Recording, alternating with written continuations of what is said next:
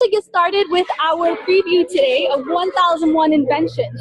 But before we do, let's talk a little bit about the Michigan Science Center, what we are and what we do here. So Michigan Science Center is a museum with over 250 hands-on interactive exhibits.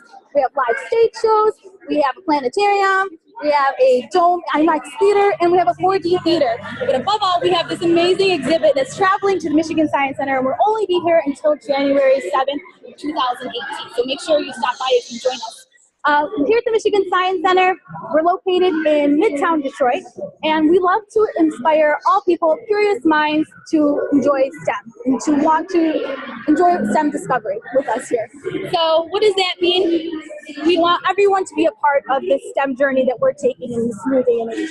And the way we're going to do that is by joining people from all over the world with our distance learning program. And our distance learning program is called ECHO, which stands for Engaging in Collaborative and Hands-on Learning. So what we're doing now is a distance learning connection where we are talking with you live on the internet. We can do this actually into your classrooms directly, and to find out more information about that, stay tuned for the end of this presentation, or go on to www.mi-sci.org/echo. And we actually offer a lot of distance learning programs, so if you go on that website, you can find out what other options that we have that are more personal too. So in the meantime, now I'm going to start a poll, and I'm going to allow all of the panelists to vote. So once I launch this poll, it'll pop up on your screen, and you can actually tell us if you've been to the Science Center or not. So you should see it coming up now. And it will be open for a minute or so. We have some people voting, making sure everyone votes. Oh, it's about half and half. We have 52% that have been to the Science Center and 43% who have not been to the Science Center. So if you've been to the Science Center, thanks for coming, and we hope that we see you again soon, especially if you haven't seen this exhibit. Make sure you do stop by and join us. If you haven't, you should really stop by, as we have some really cool stuff going on here. Right, so let's actually get started now. I'm going to end this poll. Looks like most of us have voted. And I will share the results with you all. And if you want to know more about 1001, again, please stop by and visit us. We have this exhibit that's currently traveling, so it's not going to last for very long. We have, I'm losing my train of thought, hold on. Okay, let me talk about 1001 really quick. So 1001 Inventions is this exhibition that discusses the 7th century and onward, which is usually known as the Dark Ages. However, this exhibit shows that there was some golden age actually going on, where there were scientists, inventors, and other people that were making miraculous discoveries that affected the technology that we have today. So some of these scientists are actually here to join us and talk with us, and we'll have them on screen in just a second. This exhibit was made possible by Friends of 1001 Michigan. They are the reason why we have free admission to the exhibit. And there are more than 60 interactive hands-on exhibits that you can actually see behind me right now. So there were some kids in here playing, they were having a lot of fun, and if they were to come on screen, they would tell you that. But before we have these more kids up here and up in the exhibit, let's actually talk to someone before it gets a little too noisy. We have Maryam and Astrolabe. Maryam? Hi guys, and you guys can ask your questions in just a second, but Maryam is going to tell us a little bit about herself. So I'm from the 11th century Aleppo, Syria, and I'm a famous astrolabe maker. Wow, look at this. So what is an astrolabe? So this astrolabe is a very intricate clock, navigation, and mathematical instrument. So it did what a calculator would do for you now, or your GPS would. Maryam, who used an astrolabe? So it was very widespread use in my city, in my country, and then from all the way into Europe, into the 15th century, when they were doing very intricate discoveries, they were also still using it until then. Astronomers, navigators, and maybe just a lot of people in general that kind of just want to know time or just do some math, right? Right. So that's really cool. Looks like we might have some questions for you. Does anyone want to ask Maryam El Astrolabe some questions? We're waiting for you guys. Make sure you talk to Maryam while you can, especially if you're too far to get to ask your questions and you can't come to the Science Center. This is a great way to do so. No questions? Don't be shy. Yeah, don't be shy. Someone rose their hand. Looks like we have a question here. What culture did the astrolabe come from?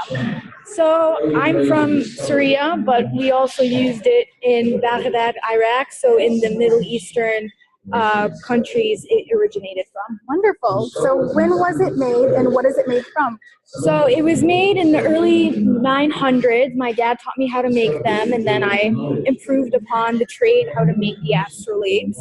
And what was this? What is it made from? It was made from common metals that we would find back then, and it was copper or metals from across the Muslim civilization. So. Wonderful. So can you show us how it's used or how does it work? So it's this part here was lined with the sun. So the outer circle is like a sundial, and that's how you would tell time. This inner circle is called a constellation map. So based on the month and the day, you knew how to turn this. And then the back would let you do mathematical equations, mostly with trigonometry and geometry related. I'm sorry, it's kind of blurry at the moment. But that's okay. Thank you so much, Mariam. And then one last thing, why is it flat? Why is it flat? It was just easy to carry around. It was a lot more easy than to carry around than a sextant, which is what people use before astrolabes. Wonderful. Thank you so much, Mariam. I actually have a student-made astrolabe here, so if you want to make your own astrolabe or learn how to do this, I will put a link in the description box below that'll actually teach you how to make one yourself, and you can learn how to use it too with the directions online. Next, we have another famous scientist from this time period, and his name is El-Razi. Hello. Hi, El-Razi. How are you? Good. How are you doing? Very well. So can you tell us about what this is? Absolutely. Well, this apparatus is called an alembic still. It's a modern replica of what we used back in the 10th century, but the science is the same. See, this deals with chemistry, and chemistry is the study of matter. And at least in my time, we knew that there were 3 states of matter: solids, liquids, gases. We didn't quite know about plasma yet. What we do with it is we have each of those states interact, and they make this. Have a smell. It smells like roses. This is rose water. See, back then, and today, we used to use it as perfume. We would drink it.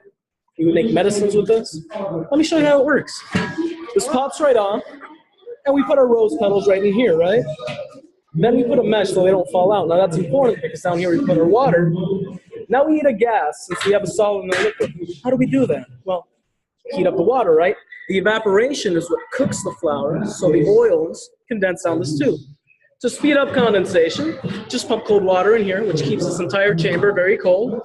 And finally through here, that comes out.